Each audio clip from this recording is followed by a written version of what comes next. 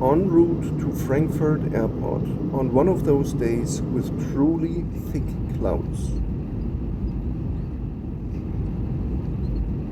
Welcome at It's Never Too Far Away, and welcome to my video about Frankfurt Airport Terminal 1, home of Lufthansa and Star Alliance mega hub in Europe. I have landed on the most recent runway, for which an entire chemical factory had to be removed to another place. Also from here, a major motorway has to be crossed on a bridge. The taxi then continues, passing this apron used by Lufthansa Cargo. And before finally reaching the terminal, you can see here that lots of remote parking stands are used in Frankfurt, also for large aircraft. You can argue that remote stands are not convenient, and I will not argue with that, but at least I enjoy the bus rides. Let's not forget, Frankfurt is one of the world's mega hubs, and a ride across the aprons offers fantastic views of lots of planes from all over the world. Let's have a look at the airport's layout.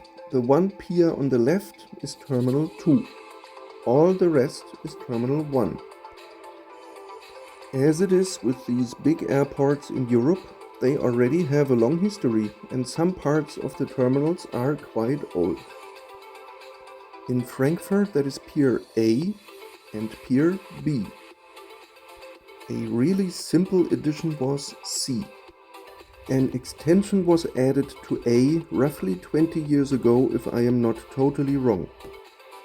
The latest and also major expansion was the opening of Z in 2012, for which a Lufthansa jumbo hangar had to be demolished first. My flight was assigned to a stand at that addition at the end of Pier A. The entire Terminal 1 is home of Lufthansa and is also used by its many Star Alliance partners. Pier A is in use for all the many domestic flights which operate almost throughout all of Western Europe. The original part of A also has international gates on upper floor. You see here the extension only has one main floor. You can also see how Lufthansa's branding is applied to each gate.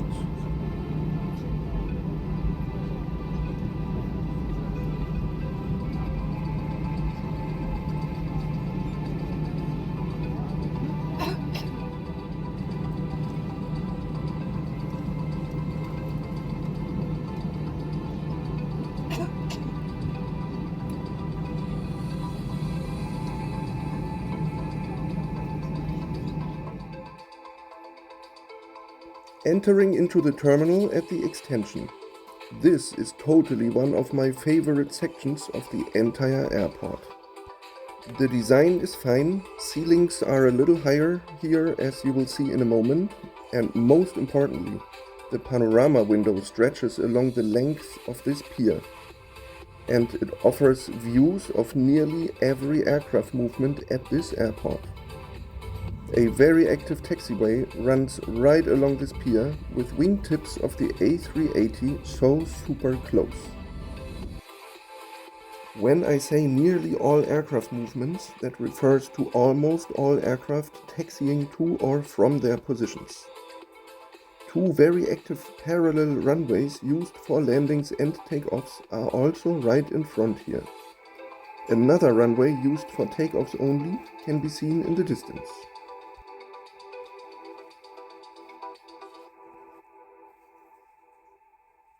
Right in that corner where the extension meets the original Pier A, there is a small cafe or bar, and you might imagine how much I can spend 10 hours right there.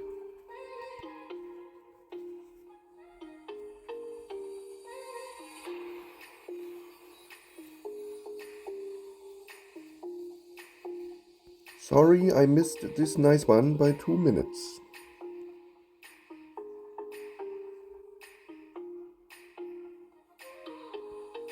Now we're heading into Pier A. You see the dilemma. It is old, and even after several modernization upgrades, the low ceilings are there. Lufthansa's branding is very visible also inside at every gate. The boarding doors have been upgraded 20 years ago to allow for quick automated boarding pass scanning. Of course, also here in Frankfurt, the crowds line up much too early before the boarding doors are actually open.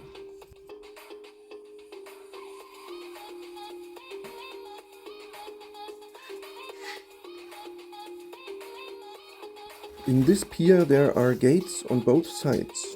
Food outlets and shops are squeezed in between.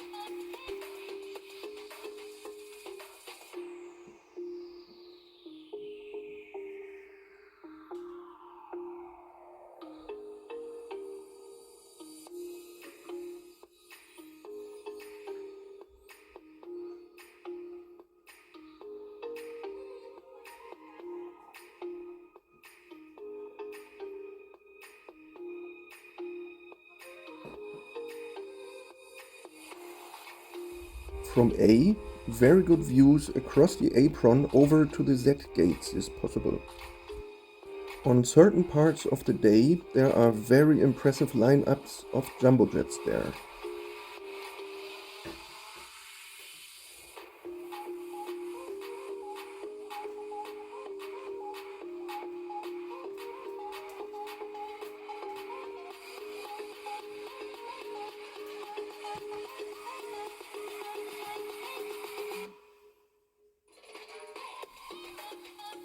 I continued along A as I was actually heading to Z for my next flight.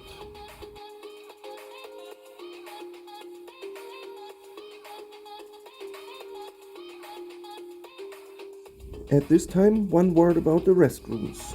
There are many, but most are a little hidden beside the boarding gates. Each one is small and too narrow for people going in and out at the same time. But at least their design has been upgraded along with the entire pier's interior. In the meantime, I have reached the junction with the entry to the new Z gates.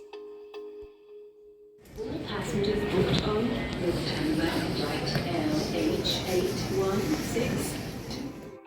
The lower level of Z actually has further gates belonging to A, but as I was departing to the US, I had to clear immigration right at this point and go up one level. By the way, the international gates on the upper floor of the A pier are also branded as Z. Would you say this particular boarding area looks appealing? I say no. These gates are used for several of United Airlines' daily departures, but also for a number of Lufthansa's. At least the views to both aprons on either side are good from here.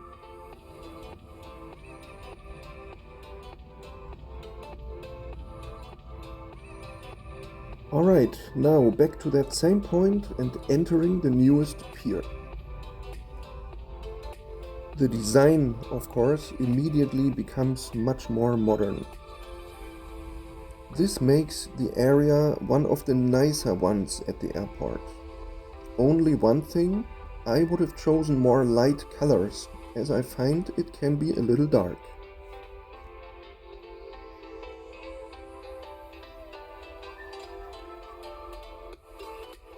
More modern, of course, means more floor space is dedicated to shopping. Actually, more and more large airports turn into malls nowadays, but in Frankfurt that is not really so dominant. This totally dull corridor must be passed to reach to the gates. First comes a rather small playground corner. In all of the A and Z piers, there are a total of 3 of those. International has this one and another one in the old pier. Lower level domestic only has one quite far out in the extension of the A pier. There is a totally more pleasing feeling of space in this pier. Apron view again is excellent. There are also some more shops and food outlets.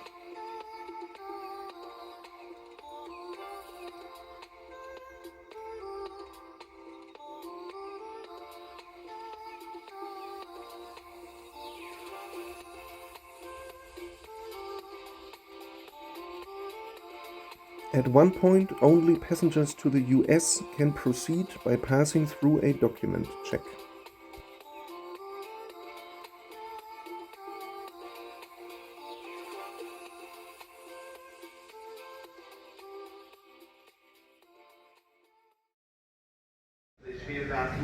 Dear passengers, that's good news. Just received a message from the captain that the boarding will be now delayed again for another 20 minutes from this point now. Right now the new boarding time will be 12:45 local time here in Frankfurt. So we can kindly ask you to have a seat again, and once we have the exact boarding time, we will contact you again via this announcement. Right now, actual boarding time is 12:45. Thank you. Boarding delayed? For me, no problem, as I simply enjoy seeing the busy apron a while longer.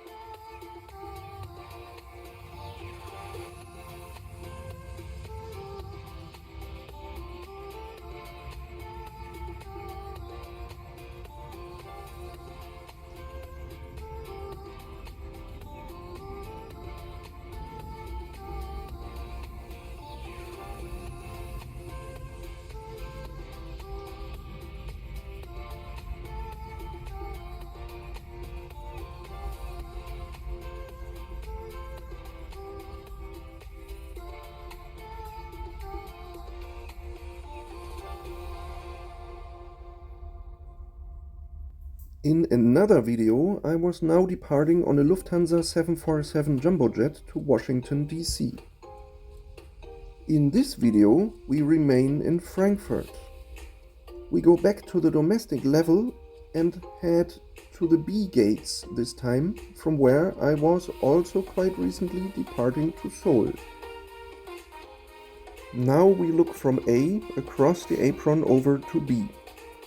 B is mostly international and used for most wide-body departures of Star Alliance airlines, plus, of course, by Lufthansa. But also some independent airlines like Condor and Kuwait Airways. Now, how to get from A to B without leaving the passenger area, which would require entering again from outside, going through security check? There is a tunnel underneath the apron for walking.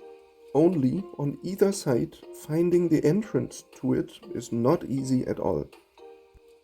It is this very narrow doorway and then down some stairs, or lifts for which you sometimes have to wait far too long.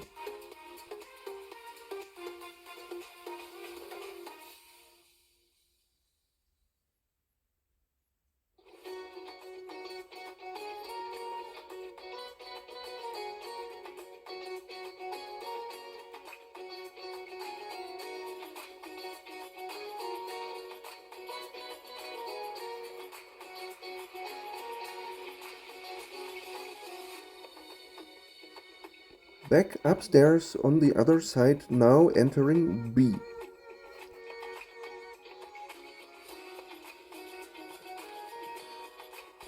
This is part of the domestic or Schengen area and has a couple of local gates.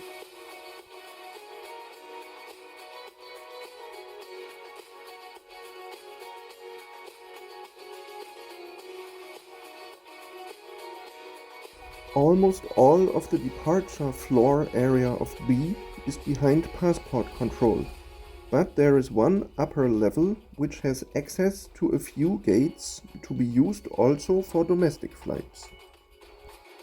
I myself did not know about this area until recently. Actually, I like it as it is quite hidden but offers good views of the apron between B and C, plus arriving or departing flights, depending on the runway direction in use.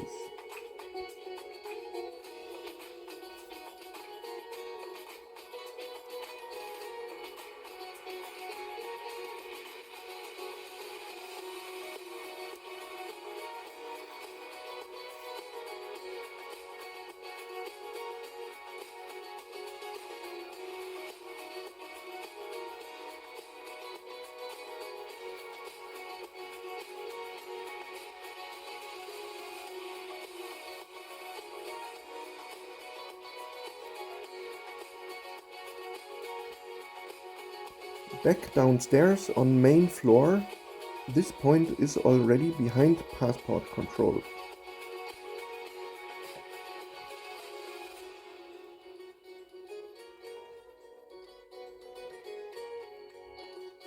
This central area has shops and food.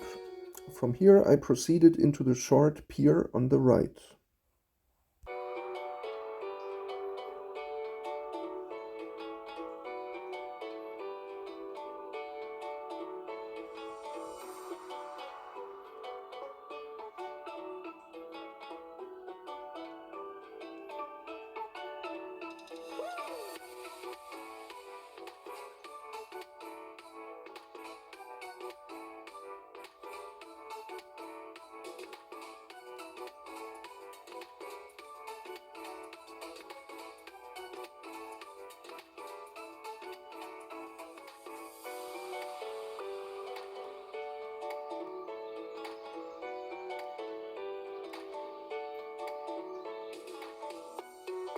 Lufthansa's transfer center was a bit understaffed, with not one single agent present.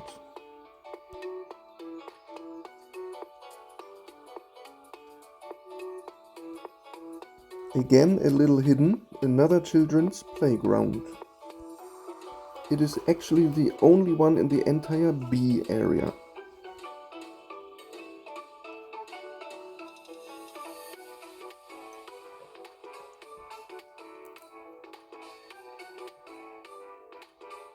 Mostly the windows here belong to the dedicated gates, but some places, like the playground, offer again great apron views.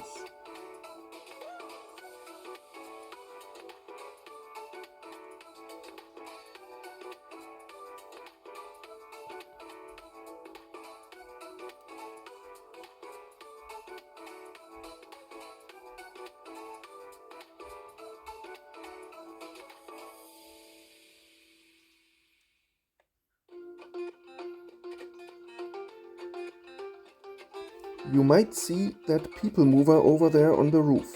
This actually offers transfers between A, B and C and the somewhat distant Terminal 2 in both domestic and designated international wagons.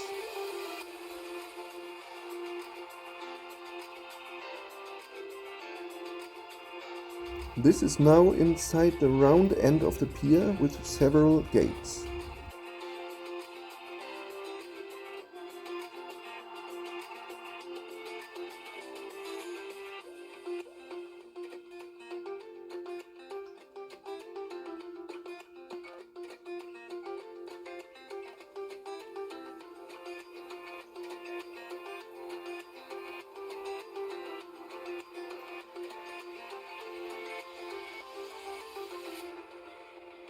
When one flight is called for boarding, getting through can be quite difficult.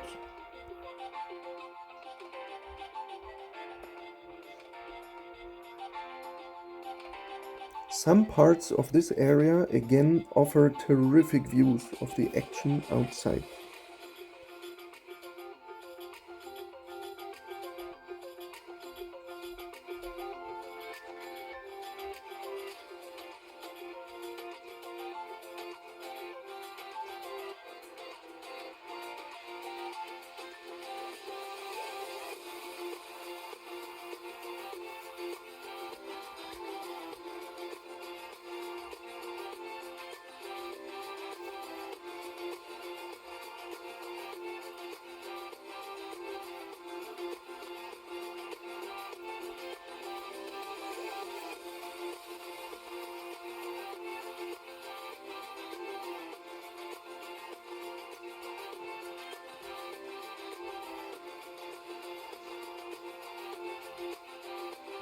Some of you might understand how I could spend all day here.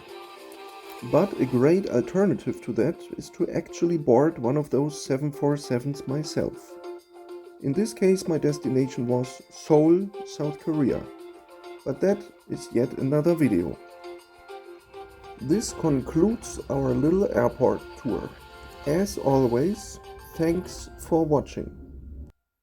And don't forget, it's never too far away.